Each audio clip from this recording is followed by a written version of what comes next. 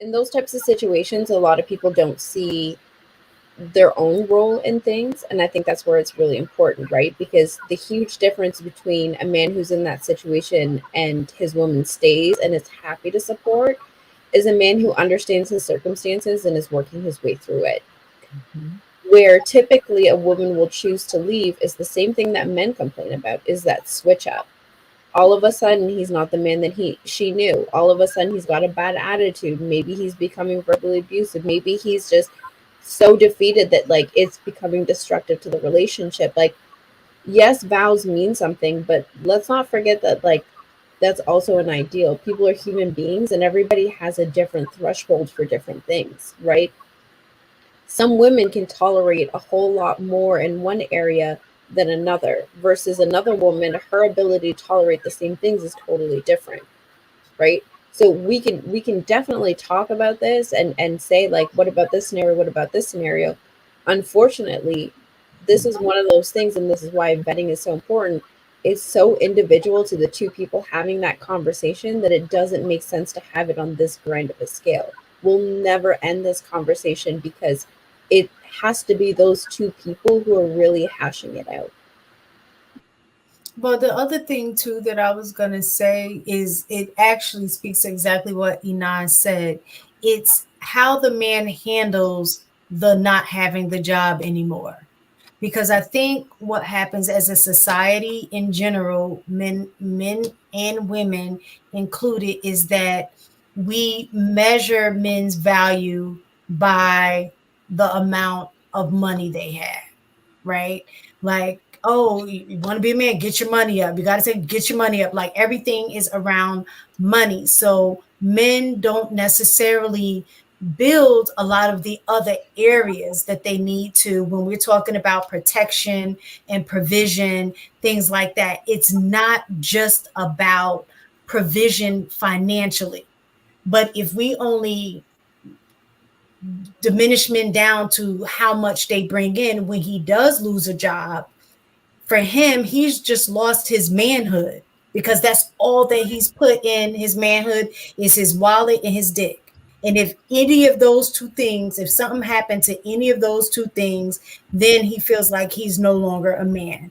And I think that is the problem, is that when you're not investing in other areas of your life, like, the emotional intelligence, how can you be a better, help, I know y'all only say women are helpmates, but men are served, are to serve as leaders, things like that.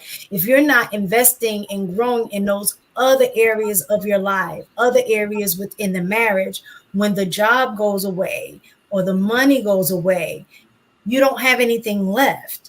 And I think that's when divorces happen, is because you've invested so much in that one area, you neglected building the other areas. So then once the job goes away, you have nothing else. And I think that's the key, is to build on other areas within your marriage and on yourself that's outside of the financial, and look at other areas in which you are providing, like, outside of just money, providing mental, stability, providing emotional stability, providing a foundation for your family in terms of your values and character. Like all of those things matter. So when you lose your job, are you just sitting on your ass watching TV all day because you're upset that you lost your job? Or are you putting that work in to figure out, how can I continue to serve and protect my family in other ways now that I am unable to work? And a lot of times men, they see themselves as their job, as their work. And once they lose that, they don't see where else they fit in within the family.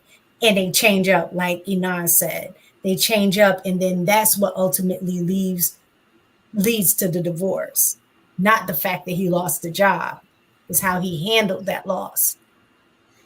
Another thing, I see a reoccurring question in the chat, so we could poll the ladies on the panel. What did they ask? Do you believe in withholding sex in a marriage?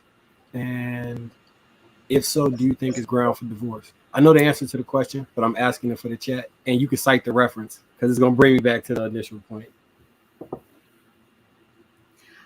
I would say that you can only withhold it if he did something that, like for example, you find out he's cheating without a condom. I see what you're saying.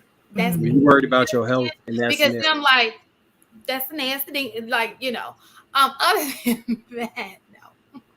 So if you two had a fight, you guys had an argument, and then later on that night, you're not denying him sex if he wanted one? Probably, but I'll probably give it to him the next morning. I mean, I'm denying, and like he's gonna get it. He just ain't gonna get it right now. I'm mad. Go sleep on the couch. I don't know. Angry sex That's is an honest answer. Okay, I respect that. You know, Shit, bust that thing open, have that bed wet, buddy. What? When we angry, what gets better than that? It depends on what What you're are we angry talking about. about? Exactly. What you're angry about. There are different types of anger. Hey, look, if the lights got cut off, we can do it by candlelight, baby. We're gonna make it happen. Ain't no reason for you to be that mad. Without a condom. I didn't say cheating. I said cheating without a condom. Well, that's fucking disgusting. But you know what I'm saying. That angry sex, buddy. Woo! Life changing. That's how you have kids. Inez, I got a question. He just had sex with another chick. What do he want? He wants to have sex with his wife. What are you talking about? It's different, ma'am. It is not. Okay, let me go ahead and say this. It's not the for y'all. Like I don't know how y'all view it. For me, and it's not the same. It's not the same. I've never cheated on a man. It's not the same for the side chick and the main chick is not the same. Yeah, it's not the same. Sometimes it's not the same. Men can grow emotional attachments to women that they're cheating with. It's not the same, Shan. Listen, what I'm saying to you is men can grow emotional attachments to their little cheat buddy if they consistently keep going to the same chick over and over again. And now a year has passed, year and a half. We have seen it on TikTok that you can grow an attachment to that side chick. Don't do it.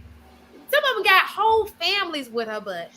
So we should do it with somebody different every month? I like that better. Not different, but I'm just saying.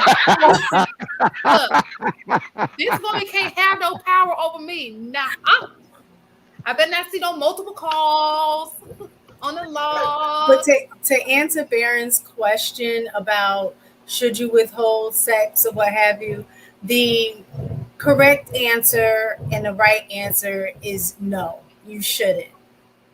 The realistic answer in terms of the situation and what has happened and how that makes you feel and react to your partner in that moment, realistically, you probably won't get any.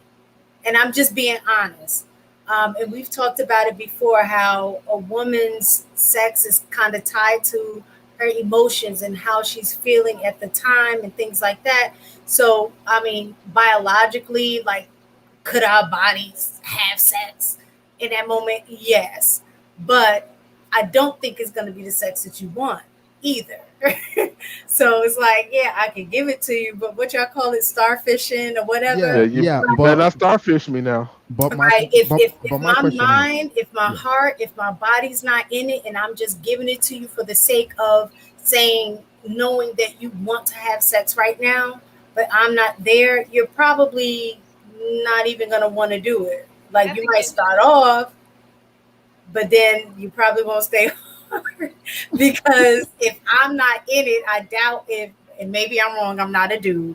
So if I starfish, you could probably still get it off. I don't know. But you wouldn't enjoy the experience is what I'm saying.